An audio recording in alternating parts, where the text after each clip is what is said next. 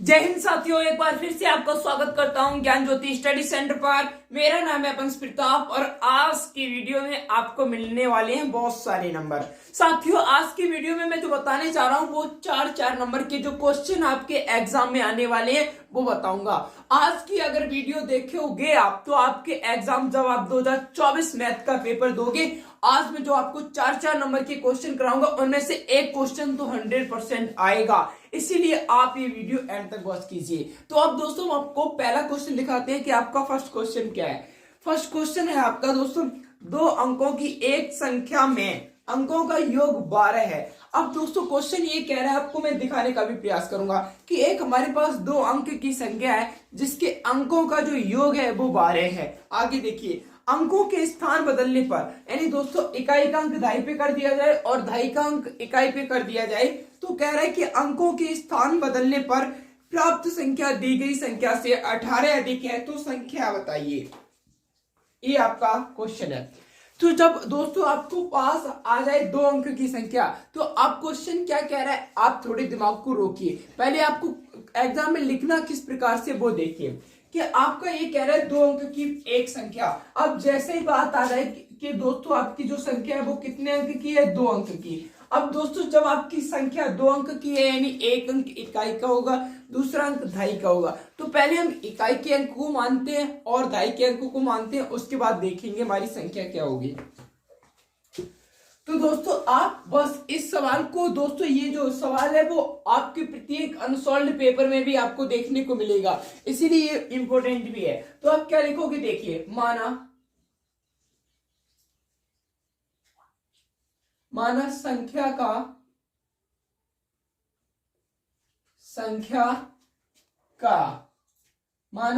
का इकाई अंक कितना है दोस्तों, इकाई अंक मान लिया हमने x। इकाई अंक क्या मान लिया दोस्तों, x मान लिया। संख्या का इकाई अंक मान लिया x तथा दहाई अंक मान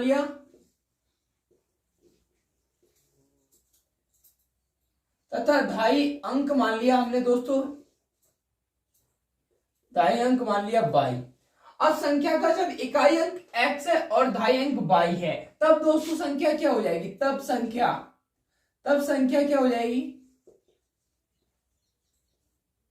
अब देखिए जो आपका दोस्तों y है ये क्या, दहाई का अंक यानी इसमें ऑलरेडी 10 से गुणा हुआ है। तब दोस्तों आप जब आप संख्या लिखोगे तब आप क्या लिखोगे, इस प्रकार 10y प्लस x, ये क्या होगी, आपकी संख्या होगी। अब क्वेश्चन ये कह रहा था, क्वेश्चन क्या कह रहा था कि दोस्तों अब इनके अंकों को पलट दिया जाए, अब इनके अंकों को पलट दो। तो दोस्तों अब आप क्या लिखोगे, अंकों को पलटने पर बनी संख्या, अंकों को पलटने पर बनी संख्या। अब अंकों को पलटने पर दोस्तों जो संख्या बनेगी वो देखिएगा। अब जैसे आपके पास एक संख्या 62 है, अब दोस्तों जब आप 62 के अंक को पलट दोगे तो इकाई अंक जो 2 है वो अब दहाई का बन जाएगा और जो इकाई अंक 6 है वो किसका बन जाएगा, इकाई का। यानी अब इकाई का अंक ज्यादा हो गया, दहाई का कम हो गया। ठीक इसी प्रकार अब दोस्तों जब आप इस संख्या को पलटोगे तो जो इकाई है वो दहाई हो जाएगा, जो दहाई है वो इकाई हो जाएगा, यानी ये क्या बन जाएगा, 10x प्लस y। अब देखिए, अब दोस्तों यहाँ पर आपको एक सिर्फ कह देना है प्रश्नानुसार। प्रश्नानुसार मतलब जो प्रश्न कह रहा है यानी जो हमें दिया गया है, ये भी समझ सकती हो। प्रश्नानुसार क्या है, देखिए प्रश्नानुसार प्रथम शर्त लिख लो। यहाँ पर पहली कंडीशन दी है क्या, प्रथम शर्त क्या दी गई कि दोस्तों संख्या की जो इकाई के अंकों का योग है वो कितना है, 12 है। x प्लस y बराबर कितना है, 12। इसे समीकरण 1 मान लिया। अब दोस्तों क्या कह रहा है कि जो आपने अंक को पलट दिया है, अंक पलटने पर जो आपकी संख्या बनी 10x प्लस y, अब ये जो संख्या है वो इससे कितनी 18 अधिक है। ये जो संख्या है वो इससे कितनी 18 अधिक है, यानी 10x plus y 10y plus x से 18 अधिक है। यानी दोस्तों 10x प्लस y में से 10y माइनस x घटा दे तो हमें 18 प्राप्त हो जाएगा क्या, देखिए। अब आप क्या करोगे दोस्तों, 10x प्लस y, अब इसमें से माइनस कर दोगे कितना, 10y प्लस के x को बराबर कितना हो जाएगा, 18, यही आ जाएगी। अब दूसरे इसको कैसे लिखोगे, तो ये हो जाएगा 10x ये कितना हो जाएगा आपका 10x प्लस के 10x। अब दोस्तों जैसे ही आप y को लिखोगे तो चिन्ह बाहर माइनस का है तो अंदर वाले चिन्ह चेंज हो जाएंगे, तो ये माइनस का 10y हो जाएगा और ये माइनस का x बराबर के 18। अब दोस्तों ये 10x और माइनस का x यानी ये 9x हो जाएगा प्लस। अब दोस्तों चूंकि माइनस का y है जो 10, माइनस का 10y में से प्लस का y जाएगा तो माइनस का 9y बचेगा बराबर कितना हो गया 18। अब आप क्या करोगे दोस्तों, अगर इसमें से देखो कि कहीं 9 से भाग जाएगा तो बिल्कुल चला जाएगा, तो आप क्या कहोगे कि समीकरण में 9 से भाग देने पर क्या दोस्तों, समीकरण में 9 से भाग, जब दोस्तों आप समीकरण को 9 से भाग कर दोगे तब आपको क्या प्राप्त हो जाएगा। आपका समीकरण था 9x plus 9x minus 9y बराबर 18 है। ये दोस्तों 9x माइनस 9y बराबर 18 है आपका। जब आप इसे 9 से भाग करोगे तो क्या आ जाएगा, x माइनस y बराबर 18, x माइनस y बराबर 18। बस अगर आपने ये कर दिया x माइनस y बराबर 18 तो यहीं पर आपका क्वेश्चन गलत हो जाएगा, क्योंकि दोस्तों हम समीकरण में 9 का भाग दे रहे हैं, यानी जो 18 है हमें उसमें भी 9 का भाग देना होगा, तो आपका क्या आ जाएगा 2 आ जाएगा। क्या आ जाएगा 2, यानी 9 दूनी कितना हो जाएगा 18। तो ये आपका समीकरण हो गया सेकेंड, ये आपका समीकरण 2 हो गया। अब दोस्तों आप यहाँ पे क्या लिखोगे, देखिए अब आप यहाँ पे क्या लिखोगे, एक ऐसे से लाइन कर दे रहा हूं मैं यहाँ पर, देखिए अब आप यहाँ पे क्या लिखोगे, समीकरण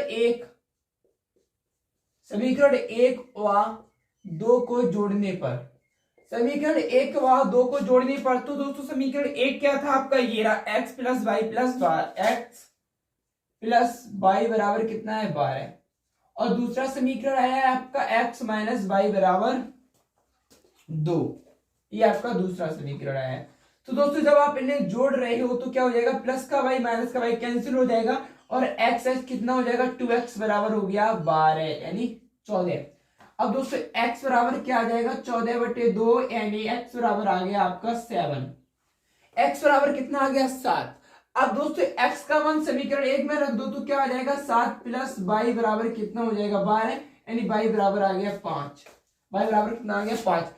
अब आपकी संख्या क्या थी, अतः आप लिखोगे यहाँ पे अतः संख्या बराबर, आपकी संख्या क्या थी दोस्तों 10y प्लस x। अब देखिए 10 इंटू y का मान कितना है 5, तो यहाँ पर 5 लिख दो।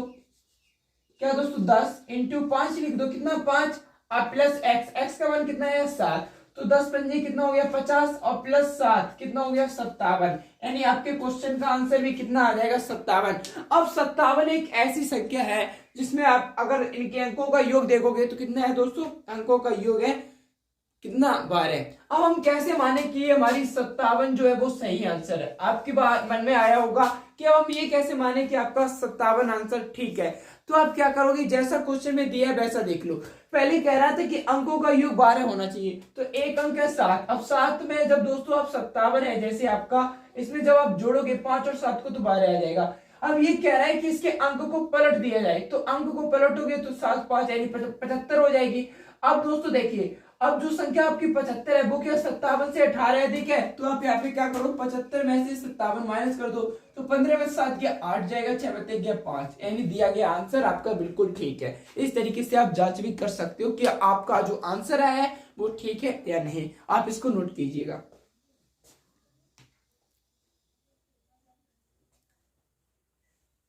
सेकंड क्वेश्चन करा रहा हूं दोस्तों, आप इसे नोट कीजिएगा।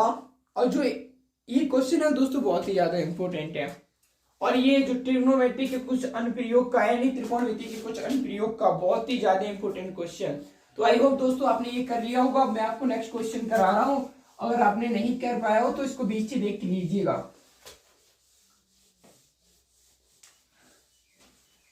अब क्वेश्चन क्या है वो देखिए साथियों, आपसे क्वेश्चन कह रहा है, पहले तो एक बार मैं क्वेश्चन पढ़ के सुनाता हूं फिर आपको बताता हूं।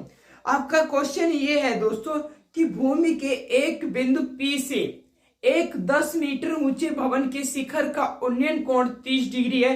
भवन के शिखर पर एक ध्वज है, ध्वज के शिखर का P से उन्नयन कोण 45 डिग्री है। तो ध्वज खंड की लंबाई तथा बिंदु P से भवन तक की दूरी, ये क्या बता दिया। आपको कुछ समझ में नहीं आया होगा मुझे पता है, पर कोई बात नहीं। अब देखिए मैं आपको स्लोली पढ़ के सुनाता हूं फिर मैं आपको कराता हूं। क्या कह रहे हैं, भूमि के एक बिंदु P, तो भूमि पर एक कोई बिंदु है, मान लीजिए ये एक बिंदु है भूमि पर, ये यहाँ पे नहीं, यहाँ पे मानिए, मान लीजिए आपका एक बिंदु है P, ये क्या है, भूमि से एक बिंदु P से एक 10 मीटर, अब क्या कह रहा है, भूमि के एक बिंदु P से एक 10 मीटर ऊंचे भवन के शिखर का उन्नयन कोण, यानी दोस्तों ये रहा होगा आपका भवन, ये क्या है दोस्तों आपका 10 मीटर भवन है, ये क्या है भवन, जो कि दोस्तों कितना है 10 मीटर का, कितना है 10 मीटर का, और P से इसका उन्नयन कोण, भवन के शिखर से P बिंदु का उन्नयन कोण कितना है दोस्तों 30 डिग्री, ये दोस्तों कितना है 30 डिग्री। अब क्या कह रहा है दोस्तों, इसी भवन के शिखर पर, अब भवन के शिखर पर एक ध्वज है, यानी दोस्तों ध्वज मतलब ये दोस्तों ये आपका भवन है और इसी के शिखर पर एक ध्वज है, मान लीजिए ये है ध्वज, अपने इंडिया का बना दिया, ये क्या है ध्वज है, ये जो ध्वज है अब ये क्या कर रहा है दोस्तों, वो देखिए ये ध्वज का जो बिंदु P से उन्नयन कोण है वो कितना है 45 डिग्री है, वो कितना है दोस्तों 45 डिग्री, कितने डिग्री का है 45 डिग्री, यानी जो आपका ये कोण है वो 45 डिग्री है, इसको मान लो Q, इसको मान लो R, और ये बिंदु हो गया S। ये क्वेश्चन पूछा गया है। अब ये हमसे पूछ रहा है कि बिंदु P से, क्या दोस्तों बिंदु P से भवन की दूरी क्या होगी, ये दोस्तों बिंदु P से, अब देखिए भवन आपका ये यहाँ पर है, तो बिंदु P से भवन तक की दूरी पूछी गई, यानी जो PQ दूरी होगी वो आपकी भवन की दूरी होगी, और हम इसको x मान लेते हैं, हम इसको क्या मान लेते हैं x, और जो दोस्तों आपके ध्वज की लंबाई को मान लेते हैं बाई, ध्वज की लंबाई को क्या मान लेते हैं बाई। आप देखो कैसे करोगे, बहुत ही सिंपल क्वेश्चन है। अब देखिए सबसे पहले आपने मानिए, आपने क्या माना दोस्तों, माना बिंदु P से, अब आपसे क्वेश्चन में ये पूछा गया था कि बिंदु P से Q तक की दूरी क्या होगी, तो आप पहले जो माना है आपने वही लिख लियो। तो पहले क्या लिखा आपने, सॉल्यूशन जो आप इस सवाल को कर रहे हो, तो आपने क्या लिखा,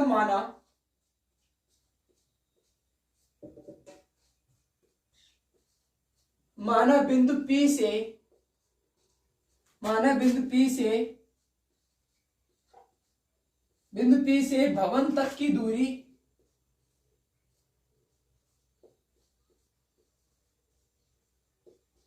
बराबर x मीटर, तथा ध्वज दंड, इसको बोलेंगे ध्वज दंड, ध्वज दंड की लंबाई आपने कितनी मानी है, ध्वज दंड की लंबाई, ध्वज दंड की लंबाई आपने बाई मान ली, क्योंकि अभी तक हमने कुछ नहीं किया है, क्वेश्चन में अब मजा आएगा। देखिए आपने ध्वज दंड की जो लंबाई है वो बाई मान ली, और बिंदु P से भवन तक की दूरी को x मीटर मान लिया। अब सबसे पहले आपको एक त्रिभुज दिख रहा होगा, क्यों, एक देखिए एक त्रिभुज दिख रहा होगा आपको यहाँ से, यानी त्रिभुज PQR। अब इसमें से जो PQR का जो थीटा कोण है वो 30 डिग्री है, तो आप क्या लिखोगे दोस्तों, त्रिभुज PQR में आप ये भी लिख सकते हो समकोण, और समकोणी लिख के आना है आपको, समकोण त्रिभुज PQR में, समकोण त्रिभुज PQR में। अब देखिए, अब दोस्तों बहुत सारे लोगों को ये डाउट रहता है कि भैया हम क्या लगाएं, टेन थीटा लगाएं, कॉस थीटा लगाएं, तो दोस्तों आपको क्वेश्चन में ही पता चल जाएगा। आपसे दोस्तों आपसे x पूछा गया है और आपको ये क्या दिया है, लंब, ये क्या दिया है, लंब। तो लंब बटे आधार किसमें होता है बताइए, लंब बटे आधार कौन से कोण के लिए लंब, अरे कौन से अनुपात के लिए लंब बटे आधार होता है। तो दोस्तों इसके लिए आपको एक ट्रिक बताई जाती है, लाल बटे कक्का। क्या लाल बटे कक्का, यहाँ पर क्या होता है आपका साइन कॉस टेन, यहाँ पे क्या होता है कॉसेक, यहाँ पे क्या होता है दोस्तों आपका जल्दी बोलिएगा सेक, और यहाँ पे होता है कॉट। तो यहाँ पे क्या है, लंब बटे आधार, तो एल मतलब लंब बटे आधार, यानी एल बटे ए, क्या है दोस्तों एल बटे ए। तो ये किसके लिए हो गया, टेन, या कॉट के लिए भी। तो आप क्या लिखोगे, टेन थीटा बराबर, क्या लिख सकते हो यहाँ पे, टेन थीटा बराबर ये हो जाएगा आर एस बटे पी क्यू, क्या हो जाएगा आर एस बटे पी क्यू। अब दोस्तों टेन 30, क्योंकि थीटा का मान 30 डिग्री है, बराबर आर एस की वैल्यू दी है कितनी, 10 मीटर, और दोस्तों आपकी पी क्यू की जो वैल्यू है वो एक्स है। अब दोस्तों टेन 30 का मान कितना होता है, 1/√3, ये आपको याद होना चाहिए। 1/√3 बटे क्या हो जाएगा, 10 बटे एक्स। अब दोस्तों x का गुणा इधर हो जाएगा और √3 का गुणा 10 में हो जाएगा, क्योंकि कैसे गुणा करेंगे, तो यहाँ पर आपको मिलेगा x बराबर 10√3 मीटर, x बराबर 10√3 मीटर। ये दोस्तों 10√3 मीटर के आगे बिंदु P से बिंदु P से भवन तक की दूरी, यहाँ पे मैं लिख भी दे रहा हूं 10√3। अब देखिए, अब दोस्तों आप ध्वजदंड की लंबाई कैसे निकाल सकते हो, जब आप क्या करोगे, त्रिभुज SPQ लोगे, क्या लोगे, SPQ, और ये पूरा लंब हो जाएगा आपका SQ तक, ठीक है। अब आप देखिए, आपको क्या करना है वो देखते हो, अब मैं आपको बताऊं। अब आप क्या लिखोगे, समकोण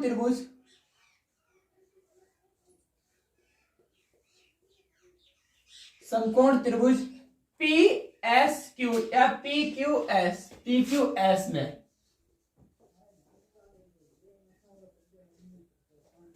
अब क्या लिखोगे दोस्तों, tan थीटा बराबर क्या आ जाएगा दोस्तों, SQ को क्या लिख सकते हो आप दोस्तों, SR प्लस RQ, तो आप यहाँ पे डायरेक्ट ये लिख दो SR प्लस RQ अपॉन में क्या आ जाएगा, PQ। अब देखिए, अब जो दोस्तों आपको थीटा का मान दिया 45 डिग्री, तो दोस्तों यहाँ पे क्या हो जाएगा, tan 45 डिग्री बराबर क्या आ जाएगा। अब देखिए, ध्वजदंड की लंबाई यानी SR की लंबाई कितनी है, y प्लस कितना हो जाएगा, ये 10, और इसके अपॉन में क्या आ जाएगा, x भी लिख सकते हो, लेकिन x की वैल्यू क्या आएगी, 10√3, तो हमने 10√3 को ही लिख लिया। अब tan 45 की वैल्यू होती है 1 बराबर क्या आ जाएगा, y प्लस, अब ये क्या हो जाएगा 10√3, अब 10√3 की गुणा इसमें कर दोगे तो आप डायरेक्ट ये लिख सकते हो 10√3 बराबर y। अब दोस्तों ये y बराबर लाओ गया, y बराबर कितना हो जाएगा, इधर देखिए 10, ये प्लस क्या इधर आके किसका हो जाएगा, माइनस का 10। अब दोस्तों यहाँ पे 10, यहाँ पर भी 10 को कॉमन ले लो, और ये क्या हो जाएगा, √3 माइनस का 1, ये आपका क्या हो गया, ये आपकी बाई की लंबाई आ गई, किसकी, बाई की, और बाई आपने किसको माना था, ध्वजदंड को, तो आप क्या लिखोगे, अतः बिंदु P से भवन तक की दूरी 10√3 मीटर क्या हो जाएगा, 10√3 मीटर, और दोस्तों ध्वजदंड की लंबाई क्या आ जाएगी, 10 कोष्टक √3 माइनस 1 मीटर। ये था आपका क्वेश्चन, जो कि आपने अच्छे से सॉल्व कर लिया। अब आप इसे नोट भी कर लीजिए। आई होप दोस्तों आपसे आया होगा क्वेश्चन, और बहुत ही ज्यादा सरल भी था।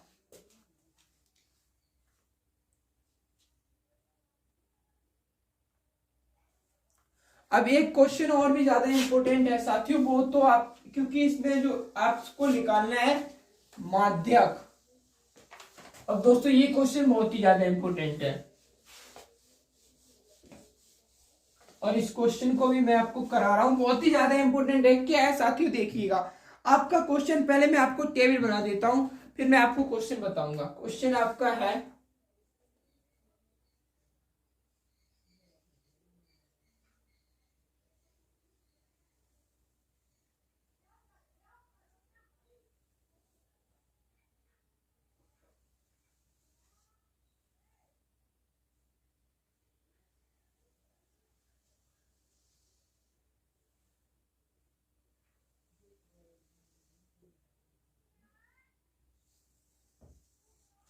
अब दोस्तों यहां पर आपको टेबल दी गई है,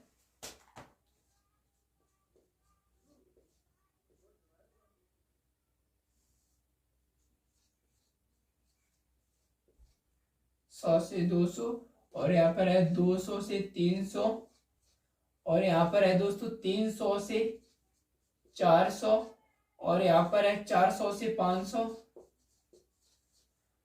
और यहाँ पर है 500 से 600, 600 से 700, अब दोस्तों 700 से 800, और 800 से 900,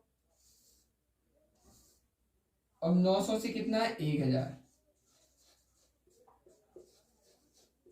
अगर दोस्तों आप इस क्वेश्चन को कर लेते हो तो आपके एग्जाम में 6 नंबर तो पक्के हैं, क्योंकि दोस्तों ये बहुत ही ज्यादा टफ क्वेश्चन हो जाता है। अगर आपको कॉन्सेप्ट क्लियर है तो आप हल कर दोगे, बिल्कुल तुरंत कर दोगे, उड़ा दोगे क्वेश्चन को। अब देखिए यहाँ पर जो बारंबारता दी गई है आपसे, ये तो आपका वर्ग अंतराल क्या था, वर्ग अंतराल, ये क्या है, वर्ग अंतराल, यहाँ पे लिख दो वर्ग अंतराल, और ये यहाँ पर है बारंबारता, यानी यहाँ पर डायरेक्ट मैं दोस्तों इसे एफ से प्रदर्शित कर दे रहा हूं, और ये संचयी बारंबारता सी एफ से। तो दोस्तों जो आपको बारंबारता दी है वो मैं आपको बताता हूं,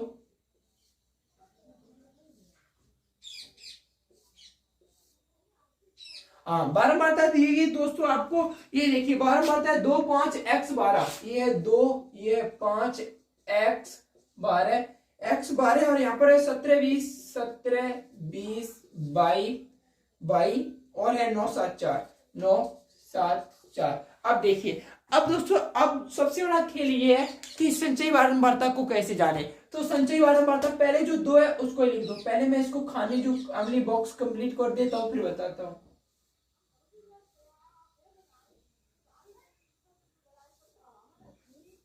अब देखिए, अब ये क्या हो जाएगा वो आपको देखना है। जो 2 है यहाँ पर 2 लिख दो। अब दोस्तों जो नेक्स्ट बॉक्स में आएगा उसमें आपको 5 ऐड करके लिखना होगा। 2 5 कितना हो गया 7। अब इसी प्रकार साथ में किसको जोड़ना होगा x को, तो ये कितना हो जाएगा x प्लस के साथ। अब इसी प्रकार अब x प्लस साथ में आपको 12 जोड़ना होगा तो ये कितना हो जाएगा x प्लस के 19। अब दोस्तों आपको इसी में 17 जोड़ना होगा तो ये कितना हो जाएगा x प्लस के 36। बताइए कितना होगा, 9 7 कितना हो जाएगा 16 और 1 1 2 1 3 9 x प्लस 36 हो जाएगा। अब x प्लस 36 में 20 जोड़ दो यानी x प्लस 56 हो जाएगा। अब x प्लस 56 में 22 जोड़ना है यानी x प्लस 22 प्लस 56 हो जाएगा। अब देखिए, अब जब इसमें आप 9 जोड़ोगे 56 में तो कितना हो जाएगा x प्लस 22 प्लस 56 में 9 जोड़ोगे तो आई होप बनेगा आपका 65। 56 9 65। ओके, अब क्या हो जाएगा x प्लस 22 में आप 7 जोड़ दो 65 में कितना हो जाएगा 72। 65 7 72 और दोस्तों ये आ जाएगा x प्लस 22 प्लस 76। अब यहाँ पर दोस्तों आपसे कह रहा था कि जो आपकी टोटल बारंबारता है 100 है, यानी जो आपका n का मान है वो कितना है दोस्तों, n का मान है 100। एक मिनट रुकिएगा, यहाँ पर दिया है दोस्तों आपका n का मान 100 दिया है। और क्या कह रहा था क्वेश्चन में वो मैं देखूं, और ये कह रहा था दोस्तों अब जो आपका माध्यक है, यहाँ पर माध्यक भी दिया है, माध्यक है आपका 525। माध्यक कौन सा है 525। अब आपको ये x और y की वैल्यू ज्ञात करनी है। देखिए अब दोस्तों पहली बात आप ये समझ लीजिए कि जब आपको दे दिया जाए माध्यक 525 है तो आपको सिर्फ वर्ग अंतराल को देखना है कि 525 कहां मिल रहा है। तो दोस्तों 525 आपको 500 और 600 के बीच में मिलेगा, 500 और 600 के बीच में। तो आप क्या लिखोगे, चूंकि माध्यक 525 है इसीलिए क्या लिखोगे, इसीलिए माध्यक वर्ग क्या हो जाएगा, माध्यक वर्ग। माध्यक वर्ग बराबर क्या आ जाएगा, माध्यक वर्ग बराबर आ जाएगा आपका 500 से 525। कितना आ जाएगा 500 से 525, सॉरी 500 से कितना है 600 तक, 500 से कितना है 600। अब दोस्तों n क्या हो जाएगा, यानी निम्न सीमा जो माध्यक वर्ग का n यानी जो छोटी वाली संख्या होगी उसी को लोगे तो l बराबर आ गया 500।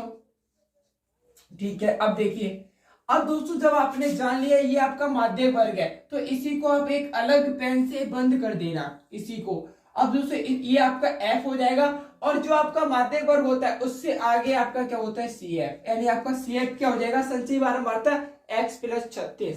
तो यहाँ पे आप लिखो कि L बराबर 500 और क्या आ गया आपका, और आपका आ जाएगा F बराबर 20। F बराबर कितना आ जाएगा 20। अब जैसे F बराबर 20 आ गया और आप लिखोगे CF यहां पर कितना है x प्लस 36। CF कितना है x प्लस के 36, CF है x प्लस के 36। अब देखिए, अब दोस्तों आपको h कितना हो जाएगा, h बराबर यहाँ पे आप 600 में से 500 माइनस कर दो, h बराबर 100। ठीक है, अब देखिए, अब आपको पता है माध्यक बराबर क्या होता है, माध्यक बराबर फॉर्मूला होता है। अगर आपको याद ना हो तो भी कोई बात नहीं, मैं आपको बता तो रही हूं, n/2 क्या होता है दोस्तों, n/2 माइनस CF मतलब संचयी बारंबारता बटे F और क्या होता है इंटू H। ये आपका क्या होता है माध्यक बराबर, और माध्यक आपको कितना दिया था 525, तो यहाँ पर क्या कर दोगे 525 बराबर L का मान आ गया 500 प्लस n/2, n का मान 100 था बटे 2 माइनस के x प्लस 36, CF कितना है x प्लस 36। अब आपका जो इंटू कितना हो जाएगा 100। ठीक है, अब देखिए, अब दोस्तों ये 500 प्लस है, इधर आके माइनस क्यों रहेंगे तो क्या बचेगा 25 बराबर। अब दोस्तों इसमें क्या करोगे आप, जब 2 का भाग 100 में दोगे तो क्या बचेगा 50। अब माइनस का चिन्ह अंदर जाके सबको माइनस का बना देगा, माइनस का 1 माइनस का 36 बटे 20 इंटू क्या हो जाएगा 100। अब यहाँ से आप क्या कर सकते हो, 20 पंजे 100। अगर आप थोड़ा सा भी बुद्धि लगा लेते हो, अगर आप कैलकुलेशन को टफ ना करना चाहो, तो दोस्तों ये जो 5 है इधर गुणा में है, इधर किसमें है, गुणा में। तो अब दोस्तों जब इधर आ जाएगा तो किसका हो जाएगा, भाग का। तो 25/5 बराबर कितना हो जाएगा, 5। यानी यहाँ पर आप डायरेक्ट 5 भी लिख सकते हो अगर आप सरल करना चाहो। 5 बराबर क्या हो जाएगा, 50 माइनस का x माइनस का 36 हो जाएगा। अब दोस्तों जब आपको पता चल गया 50 माइनस के x माइनस का 36, अब देखिए अब आप क्या करोगे साथियों, 50 में से 36 गया, कितना बचा, आपको पता होना चाहिए 14 माइनस का x बराबर 5। अब दोस्तों ये 14 प्लस का इधर आके किसका हो जाएगा, माइनस का 9 बचेगा बराबर माइनस का x, यानी x की वैल्यू आ गई आपके पास 9। अब देखिए अब आपको यहाँ पर एक चीज और करनी थी, वो ये थी, मैंने दोस्तों ये आपको पहले करानी चाहिए थी, क्या कि दोस्तों जब बारंबारता का योग कितना है, यानी f बराबर 100, यानी n बराबर कितना है 100, और जो आपकी बारंबारता का योग होता है वो सच्चाई बारंबारता का लास्ट का जो योग होता है बराबर ही होता है। तो आप यहाँ पर एक चीज लिख सकते थे, x प्लस 22 प्लस 76 बराबर 100। कितना लिख सकते थे, x प्लस 22 प्लस 76 बराबर 100। अब देखिए x प्लस 22 बराबर यहाँ से कितना आ जाता है, 100 में से 76 गया 24, ये आपकी समीकरण 1 हो गई। अब x का मान यहाँ से कितना आया है, 9। अब दोस्तों आपकी समीकरण क्या है, x प्लस 22 बराबर 24। अब x का मान 9 आ गया, तो 9 प्लस 22 बराबर 24, तो यहाँ से 9 का मान कितना आ जाता है, 22 बराबर ये 9 है, उधर जाके किसका हो जाएगा, माइनस का, तो 22 बराबर आ जाता 15। 24 में से 9 गया, कितना बचा, 15। तो ये था दोस्तों आपका जो कि सांख्यिकी से क्वेश्चन है, और सांख्यिकी से एक क्वेश्चन तो 100% आता है। चाहे दोस्तों एक तो क्वेश्चन आपको एक नहीं 3 क्वेश्चन मिलेंगे, हो सकता है आपको 2 नंबर का भी क्वेश्चन दे दे, और ये 6 नंबर या 4 नंबर तो 100% आएगा। और आपको वहां पर भी देखते हैं एमसीक्यूज की फॉर्म में 2 क्वेश्चन, एक सूत्र और होता है, वहां पर 100% आएगा। दोस्तों जैसे आपसे कभी दे दिया जाएगा, आप सोचते हो कि हमें कोई टेबल नहीं दी गई है, आपने कई बार सोचा होगा कि जब हमें टेबल नहीं दी गई है माध्यक बहुलक क्या ज्ञात करें, तो मैं आपको बता दूं, एक फॉर्मूला लिख लीजिएगा जो कि बहुत ही ज्यादा इंपॉर्टेंट है। दोस्तों आपको हमेशा ये क्वेश्चन एमसीक्यूज की फॉर्म में आएगा, बहुलक बराबर क्या होता है, बहुलक बराबर। तो दोस्तों आपने अभी तक ये सुना होगा कि बहुलक बराबर क्या फॉर्मूला होता है, L plus कोष्टक F1 minus F0 बटे 2F1 minus F0 minus F2 कोष्टक 1 into H, ये सुना होगा क्या दोस्तों, आपने अभी तक बहुलक बराबर ये फॉर्मूला देखा होगा।